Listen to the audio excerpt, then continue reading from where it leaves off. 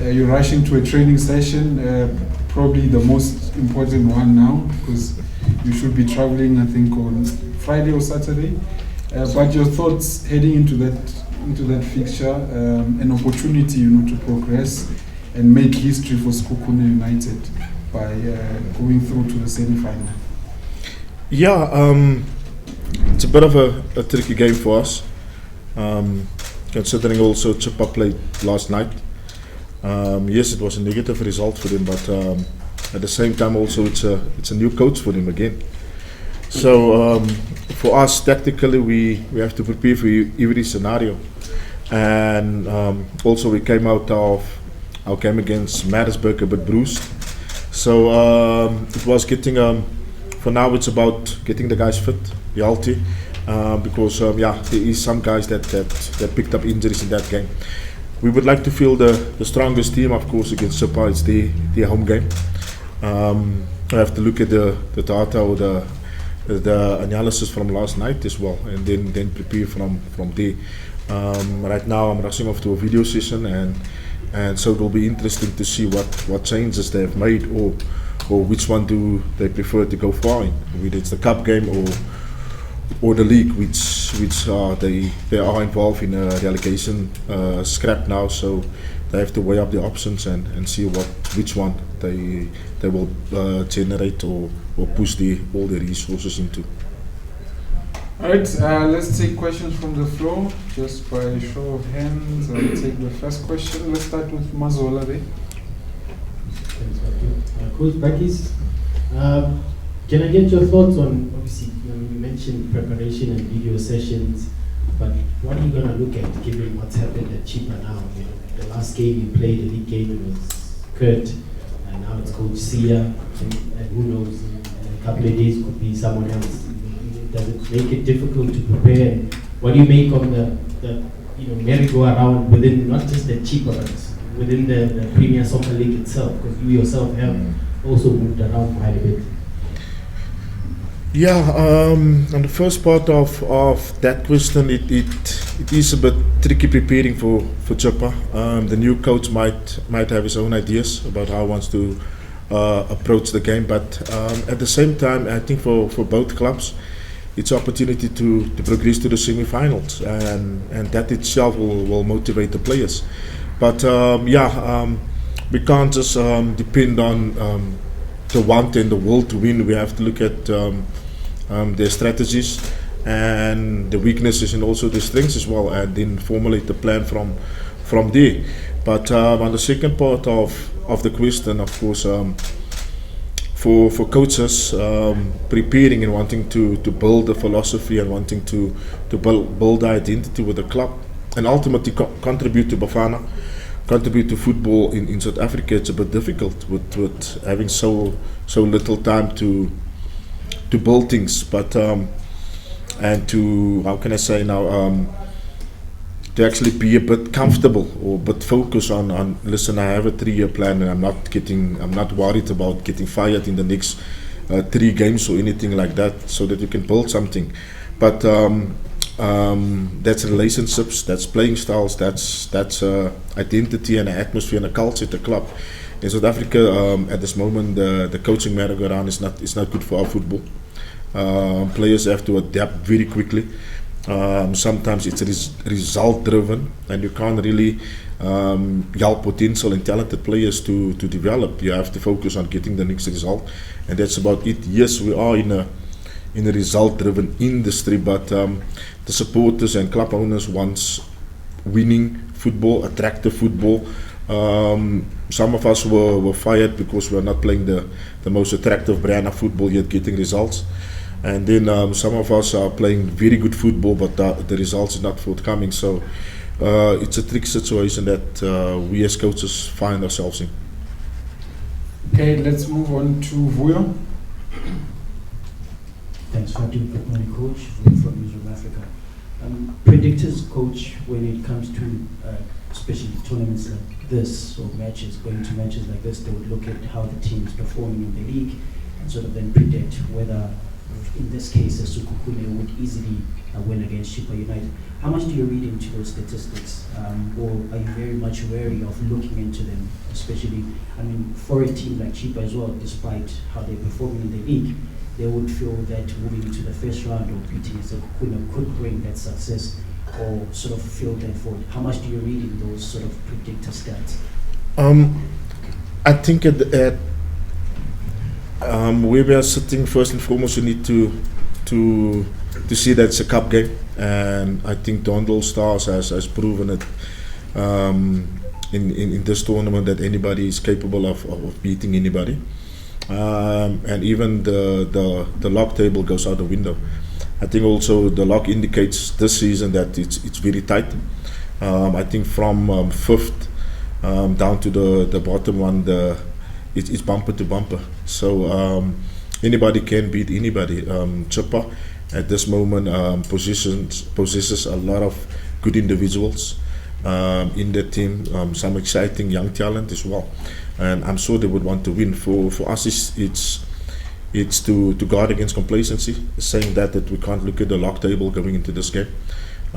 We have to be mentally focused, not get anxious, not get nervous about the occasion as well, and just play the match.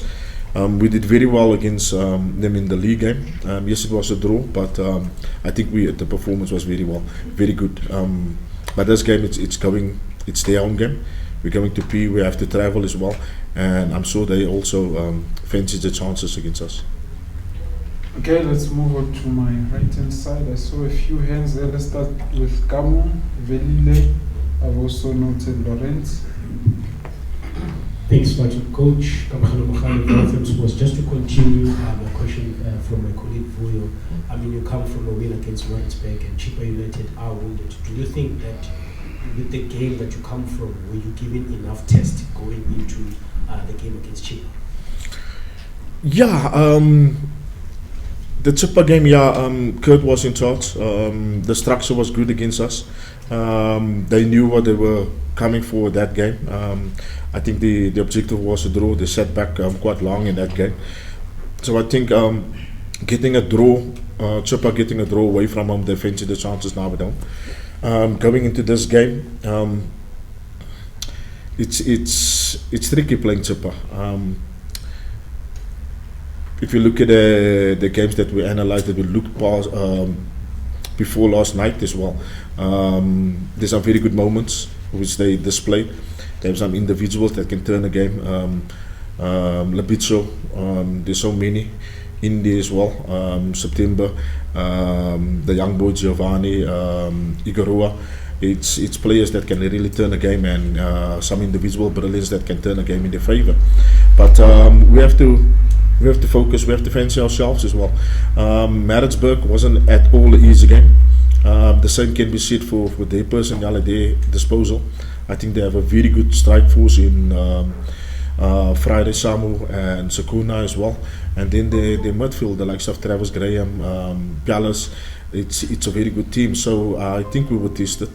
We are getting tested as well in every game. But for us, it's about the improvement. It's about the structure. It's about the confidence and the relationship between the players. Players, the technical team as well. Right now we in a good space. The spirit in the team, the attitude of the players, I can't fault them for anything. Myself as well.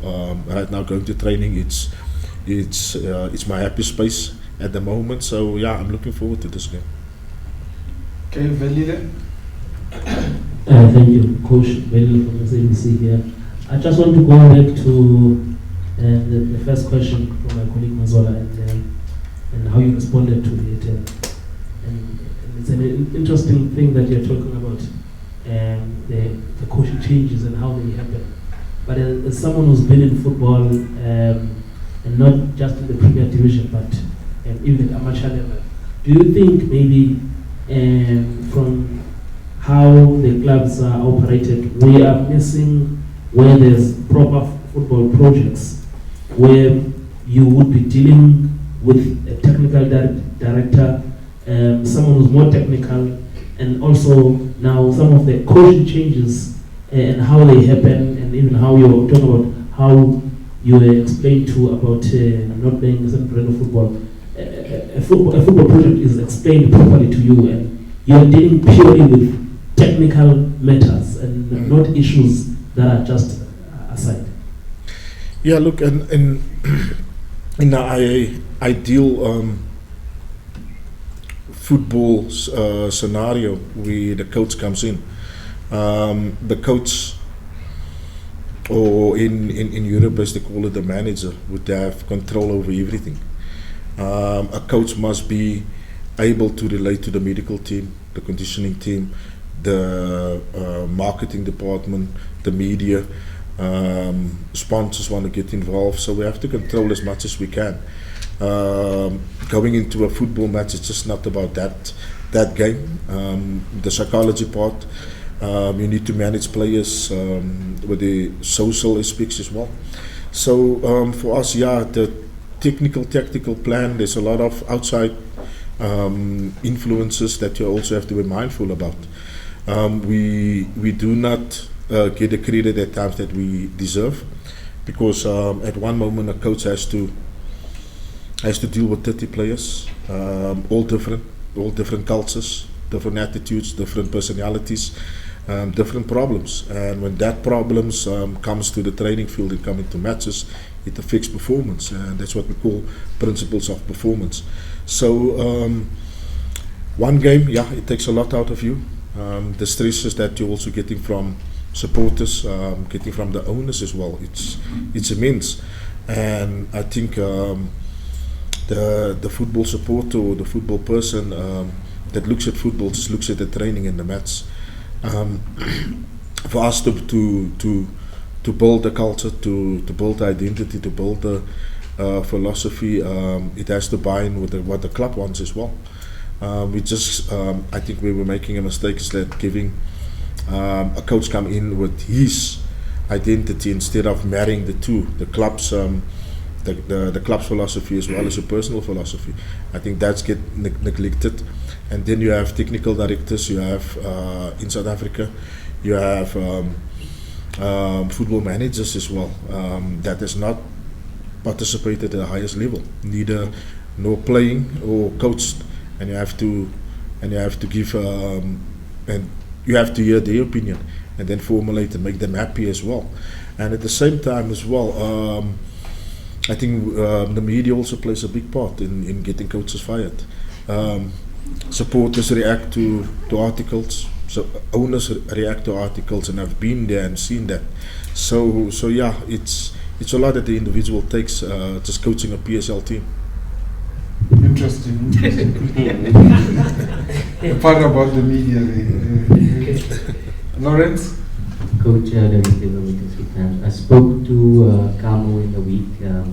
Obviously, he was 14 years in Europe, played at the highest level. And he says there's a lot of talent in Sekhukhune and the PSL in general, but what's lacking is maybe professionalism, outside and inside of the field. Do you think you've made some significant changes in the mentality of the squad since you've arrived there? Because he did speak highly of you. He said you're very a family man, and you make them happy, and you're a very intelligent coach as well. Thank you, Kamo. The quality, the professionalism of Kamo rubs off on everybody. What he brought to the team. Yes, he came back from a long-term injury. We had to bring him along carefully. Let's put it that time. He completed his first 90 minutes against Maritzburg, and you can see the quality. I think he's one of the best sixers in the country, deep line playmakers. But his attitude towards his work, towards football, it's on another level. And at times, players also, some of his teammates just sit back and observe him. The extras, whether it's on the field or off the field, in terms of analysis, in terms of I need to do more, I need to look after my game. It amazes me at times, because I don't see it all the time in South African football. The quality is possessed. I think that was evident against Maritzburg, and then upon our post-match analysis, he also said it's not yet 100%. and I didn't wait to see him at 100% because it was a truly great performance he gave against Maritzburg. I'm sure if he continues on this part as well, he might get a look in for Bafana again and hopefully go to the AFCON. But he brings along the young guys in the squad nicely, and also gives advice to the more senior players as well. 14 years in Europe is no joke. You're away from family. It's a different environment, different climate as well. And for him to leave South Africa at such a young age, but coming back to South Africa and now seeing the potential and the talent that is here in South Africa, we have to ask ourselves where we're going wrong, because from outside he couldn't understand what was happening when he wasn't available for Bafana and he wasn't playing. Why we're not qualifying, why we're not winning games. But with him seeing now the potential and the talent available to us, he also asked me that question, Coach, what is wrong that we not achieving the levels we should be achieving? Michali? Coach, Swallows and Zwarka, that is one of the big teams in South African football, and yet your predecessors were either sacked or redeployed. But also, maybe what does that say about the management that we have within South African football? That are they people in the business for a long-term project, or just that they want immediate results? Because at both teams started off well, getting the wins, and yet when there were challenges, they were quick to actually let you go. Yeah, it's a tough one to answer right now because of me being involved with Sekhukhune and the past employers. There's some trade secrets there that I wouldn't like to see in the public, but at the same time as well, we have to understand that success don't come overnight. With Swallows, the journey was incredible when we won promotion. The first season we finished 6th, and people were complaining about the draws. Then second season, we went to the semi-final of the MTN 8. Then the first loss against Supersport, I got placed on special leave or suspended or whatever. But it was my first loss in the second season, and the red flag started going up. Coach was then brought in, took over the team, conceded 12 goals in 3 games, and then I was brought back. And our first loss against Chiefs, I got given the boot. AmaZulu, it was a short-term goal of wanting Benny McCarthy came in and did a fantastic job. And it was always going to be difficult to replicate that. But I think we started off well. I think when I took over, there was 8 games left. AmaZulu was in 12 from the 8. I won 6 and qualified for the top 8. And then top 8 again semi-final. 1-1 against Chiefs away from home. Coming back, I lost against Richards Bay last minute of the game, and then got the boot immediately after the game. But and then they employed a coach, and then everybody's saying he took the team to the final without scoring a goal. So I don't understand sometimes how the owners or the media look into the stats and see these things. But for me, I just have to stay focused and keep on working. Thank you, Coach. We're going to have the last round of questions. I'll start here with Mahlatsi. I've noted Temba. I'll take one more if there are any hands. Okay. Coach, when you were speaking or talking about Gamu, you speak very highly of the guy, of how professional he is and stuff. And you also said something, the level of professionalism in him is something that you don't see much in South African players. I want to ask you that maybe also, isn't it that part of the problem are coaches and club officials who most of the times defend our players who do wrong things, like an example of players for taking drunk, stuff like that. You guys defend them too much. Isn't that maybe part of the problem? where you don't expose them so people must see them for who they are and try to force them to be professional. I hear you on that one, but at the same time, as coaches, we have to protect the players as much as we can. Ultimately, without the players, there's no game. But having said that, continuous trespasses in 10 yards, they will get reprimanded. But I'm not saying Carmo alone. Villa as well came in. It's a very good level of professionalism. But for us, protecting our players, we saw Rulani as well, refusing to comment on certain issues that was in the media. We have to protect as much as we can, because ultimately you want players to play for your coach, for the coach and for the club as well. So I think as owners and coaches, we can only protect so far. But for throwing a player under the bus and throwing his laundry out in public, the next player might think, hey, next is me, and this coach don't care about us or anything like that, because listen to what he's saying about my teammates.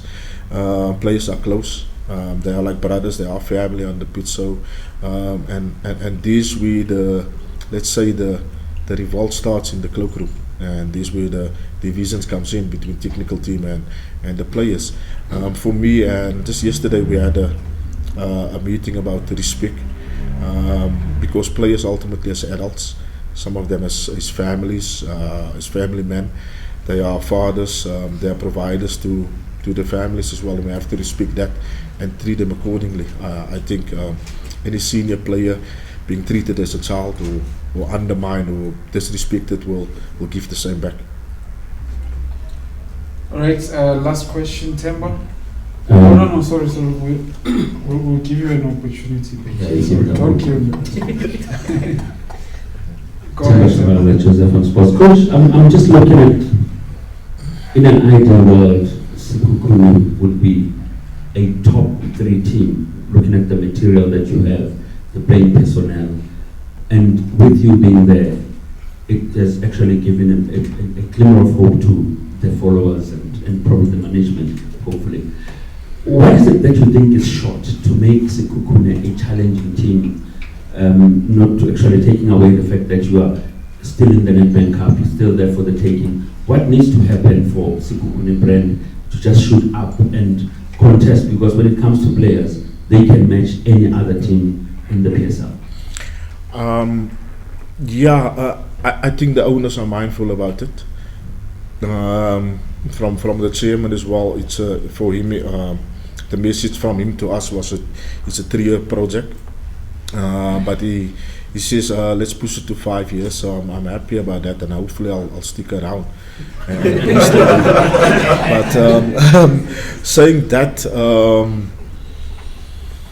right now for me personally, this is my opinion at the moment, is that Sekhukhune has registered 53 players this season. Right now we are dealing with the squad about 35. I think for the quality to come out, we have to get rid of the quantity that is there. For a coach to succeed and to keep the competitive level on training, it has to be quality. The intensity needs to be right, and once it's a bloated squad and you have to try and keep everybody happy, the focus gets divided. And at that moment, you will have a disgruntled group about 10-15 players on outside, and then you'll have about 20 players that you're working with at the moment and focusing on. And I think that's the difference, being a human being and wanting to keep everybody happy as much as you can. I think the focus gets shifted from the coach. Our technical team is not that big. It's a very good technical team as well, but at one moment our focus is not entirely on the whole group. And I think squad management, breaking it down to quality and not working with quantity, I think that will really show what Sekhukhune is about. At this moment it's about managing that whole squad, but the players are reacting to the tactical flexibility, the tactical plans. I have the Zambian captain in my team. I have the Ivorian #1. I have internationals. I have former Bafana players at my disposal, players who's won things in the country and has played CAF Champions League. So it's a squad full of talent, full of potential, full of material that can actually win things. But when I took over, it was in 15th place. It was a team that was low on confidence. It was a team that had a structure that didn't justify the type of football they were playing at that moment, and some of them weren't happy at all. So for now, it's understanding all of them, getting them to buy into where we are going with this project, and hopefully we'll get it right next season or the season after. Okay, quick one, Benji. Coach, mine is a quick one. I wanted to ask on the players, but because you have explained a lot, I just wanted to ask on the two goalkeepers. They are both international goalkeepers. How do you balance it? And the next one is an injury update. Who is available, who is not available? Yeah, the two goalkeepers, Touts and Badra, both number ones for the country.